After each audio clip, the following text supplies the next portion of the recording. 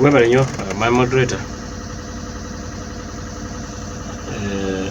Ekigambo ky'ebisiyaga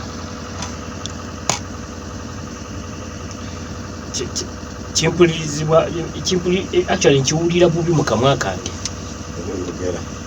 bwe mba nkyogera kinswaza kuba kati nyinza okubeera wano nga n'omwana ali kumpulira ku radio. Actually ku luli nali wano ne ngamba nti obuntu bulamu bwagenda wa ifwe ba Africa bano abanyanyimbe bajja muno nga batambuza engiri yaabwe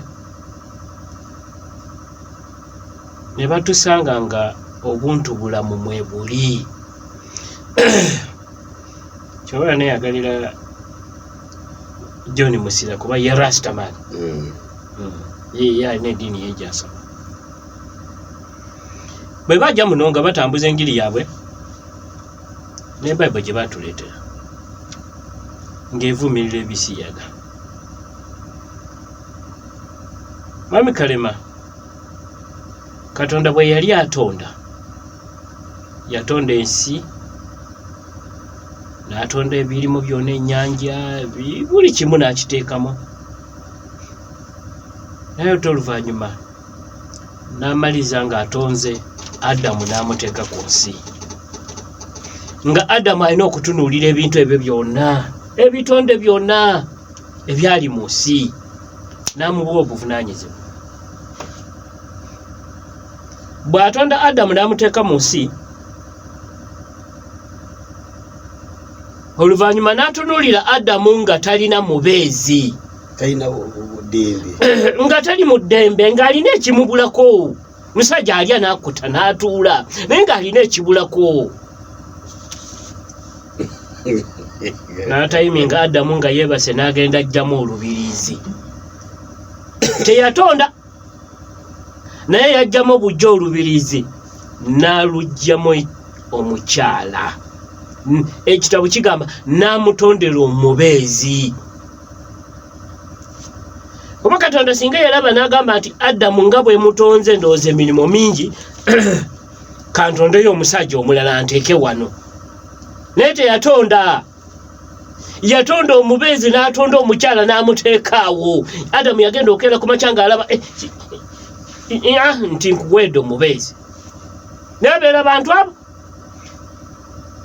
N'atonda obuwuka bubiri, ensolo bbiri, buli kimu ne kibeerako kintu bibiri.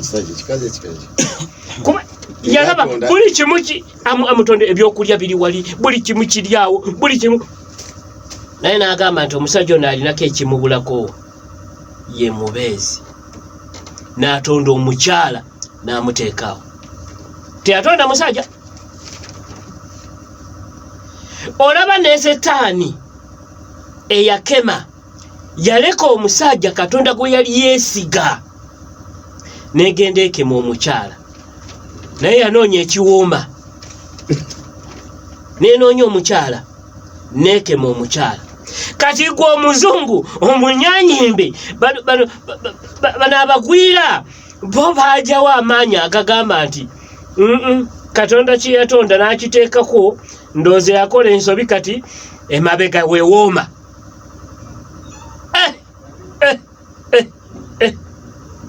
Kino kitalo nnyo, kino kitalo nnyo ky'amaanyi. Mwami Kalema, omulembe ogwo Katonda bwe yali azikiriza omulembe gwa Lutu ogwa Sodoma and Gomora, byali bikolwa bye bimu.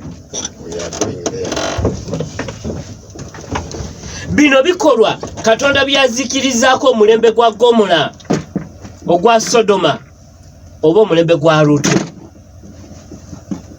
Bw'osoma ekitabu ky'ensoma kigamba nti enkomero bwe baanatuuka, bannabbi ab'obulimba banajja, ebintu bijja kubeerawo ebirabibwa nga bwe walaba ebintu ebigenda mu maaso. kati guno omulembe guno ogwa Sodoma ogenda okuzikirizibwa ne kuvaawo nti abantu bava ku kintu Katonda kye yatonda ne badda ku birala. Guno gwe mulembe gwe tutuuseemu. Ampuliriza kati saawa zino nti Katonda bw'anyiga n'agamba nti kamalewo omulembe guno gw'ogenda otya. Kuba ebikolo ebyaliwo ku mulembe gwa Lutu, ebikolo ebyaliwo ku mulembe gwa Sodoma bye bino byennyini. Bye bino byennyini. Katonda ayinza okunyiga enkya n'agusikiriza. Ne tugenda. Kirabika ensi etuuse ku nkomerero. Mwami Kalema kyanaku nti baganda baffe ab'ebutaleegi ebikajjo babiyita Bisiyaga. Ziti Bisiyaga? Ebisyaga. N'ekigambo ekyo saagala n'akiwulira.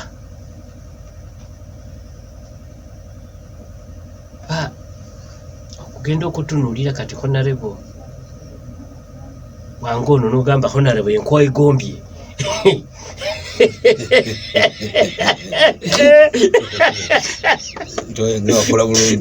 Kula bulungi omusajja muno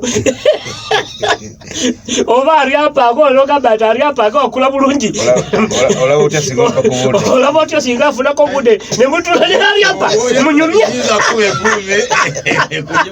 nekukijja tuseeko kuzyeno otunule musajja muno gaatambula ogamekisajja agakitambula bulungi.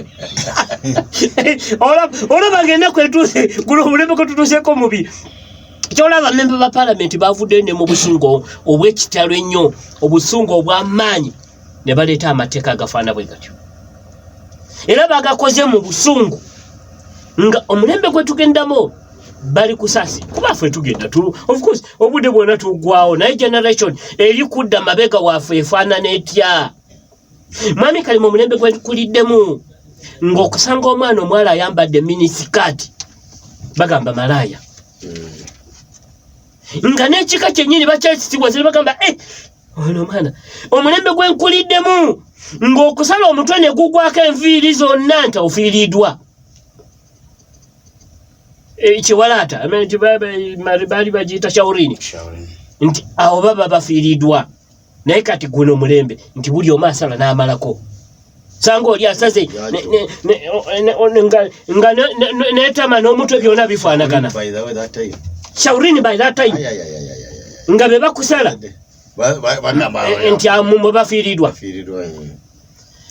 Omulembe gwe nkuliddemu okusanga omusajja ng'ayambadde empale n'ebeera pull down kiba kya muziso. Naye saa zino osanga n'omwana akabina konna akaleka wabweru konna katambula wabweru. Nze ntera kubabuuza ne bagamba empale tejja kugwa nti amuzeeyi gwe biveeko. Nti generation gye tulina abakyala bakyayambala afupeti batambula bukunya bwenyi genda ku street saa zino olabe nomukatale zagwamu tosobola kusanga afupeti mu katale teri mpale mwenkanonkano. Naye ng'ekitabu kyensoma nti omukyala tasobola kwenkanakana omusajja nti omukyala bw'oyambala ekyambala ky'omusajja kya muziso. Olaba abaganda baffe abasiraamu ala abasaasira abayemu kye musinga okwagala. Kuba tolisanga mukyala musiraamu ng'ayambadde empale wala batini mu kisiibo kino teri. Mu kisiibo kino teri mukyala omusiraamu konasanga ng'ayambadde empale naye ebikuuma kimale okugwako. N'atali musiraamu kati saa zino naye musiraamu. Naye kati genda ku luguudo saa zino olabe ojja kusanga nga n'empale gyayambadde oba esikaati gyayambadde oba ekiteeteeyi kyayambadde ng'okuba n'ekifaananyi n'olaba omuntu gwafaanana yenna nga bw'ali. Ebyo bazungu bye baatuleetera. Omulembe nebaza nti bantambuzaako n'engenda mu eggwanga lye bayita Australia n'engendako mu Norway. Naye bwe nagenda ne mbuuza ekigambo lipstick. Bino ebimyufu bino bye basiika ku mimwa lipstick. Bangamba lipstick yaja by then HIV yali amyusa emimwa. Nga bw'amyusa emimwa omuntu okutambula ng'atambula ku kkubo ng'emimwa gimyuse it looks awkward.